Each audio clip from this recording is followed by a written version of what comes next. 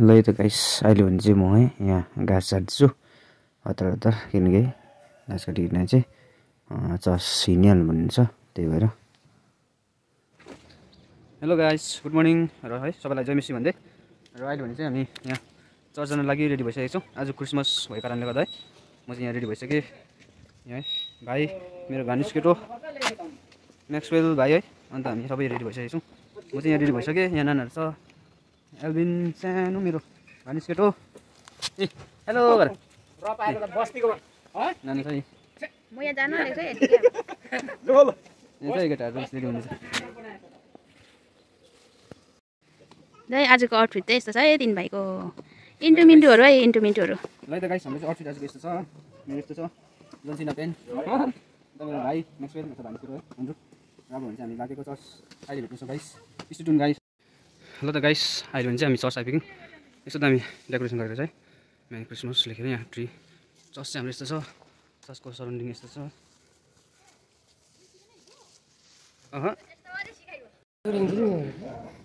भित्र चाहिँ यस्तो बनाएको रहेछ है गाइस हाम्रो चाहिँ यस्तो छ। भित्र चाहिँ चर्च चाहिँ यस्तो छ है ए क्रिसमस ट्री।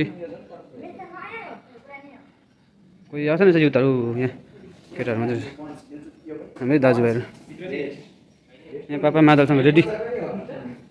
हेलो जमेसी भन्नु होइन हौ भिडियो बनाएको हौ। ल गाइस अहिले भने चाहिँ हामी आजको है क्रिसमसको लागि प्र्याक्टिस गरिसक्नु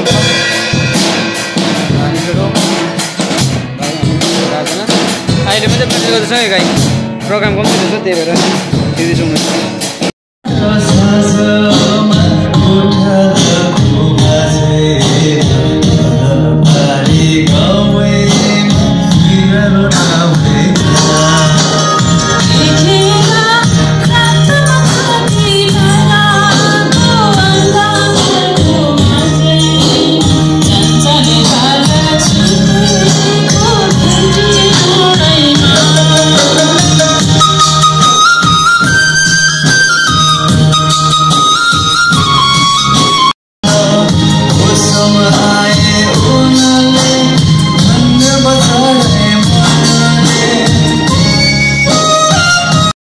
केकबाट हामी तपाईको सन्देशलाई हामी यी कुरा हामी ल्याउँछौँ। हामी विभिन्न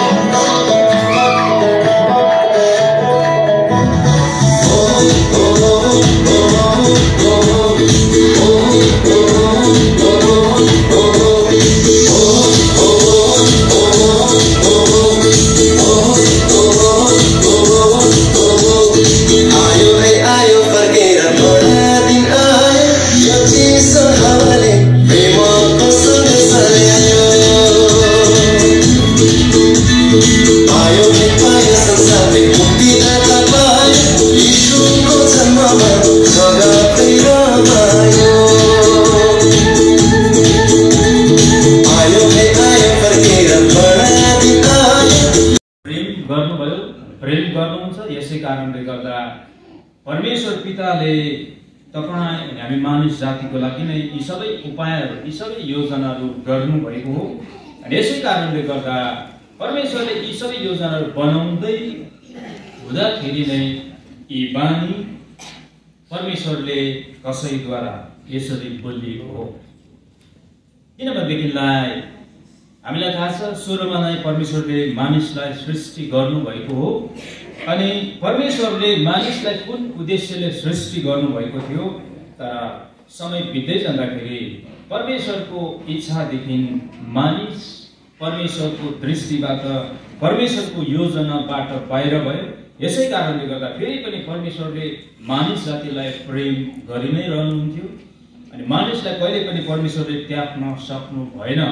किनभनेदेखिलाई हामीलाई थाहा छ परमेश्वरले मानिसलाई विशेष बनाउनुको उद्देश्य यही नै हामी बुझ्न सक्छौँ कि मानिससँग चाहिँ परमेश्वरको सङ्गति हुन पर्ने थियो। तपाईहरुलाई मलाई थाहा छ मैले सायद कतिपल्ट भनिसकेको छु अनि सायद मैले अस्ति मेजीमा पनि भन्दै थियो जस्तो लाग्छ। तपाईले जब तपाईसँग कुनै पनि चीज हुन्छ, कुनै पनि वस्तु भावहरू तपाई हामीसँग छ अनि उनीहरुसँगको सम्बन्ध बेग्लै छ, तर उनीहरुसँग जुन चाहिँ संगति गर्छौं त्यस्तो सायद त्यहाँनिर पूर्ण रूपमा हुन सक्दैन। जसरी हामी मानिससँगको संगति हुन्छ, परमेश्वरसँगको संगति तपाई र मेरो हुन्छ, मानिससँगको संगति हुन्छ अनि त्यस्तो कुनै पनि वस्तुसँग कुनै पनि चीजसँग संगति हुन सक्दैन। यो कुरो हामीलाई थाहा छ। मैले अस्ति भनिराखेको थिएँ, सायदै मैले त्यहाँ भने यहीँ भने या त्यहाँ भने अघि सायद यी वचनहरू बोलिरहनु पर्दाखेरि घरिघरि दोहोरिन्छ। बोल्दै जाँदाखेरि मैले तयारी त गरेको हुँदिनँ कति समय, तर पनि भन्दै जाँदाखेरि ती कुरोहरू मैले बोल्नुपर्ने अगुवा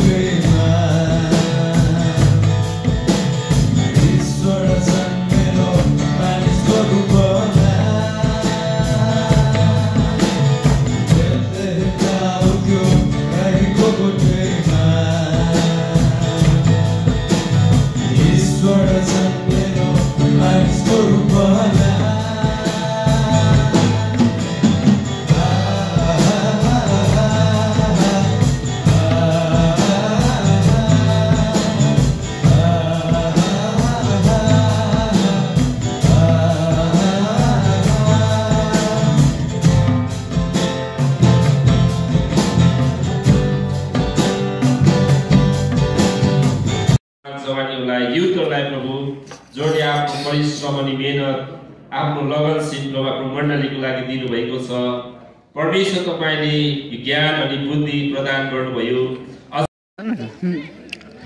र आज क्रिसमसको यो चाहिँ हाम्रो प्रेम भोज भन्ने लागिरहेको छ हामीलाई।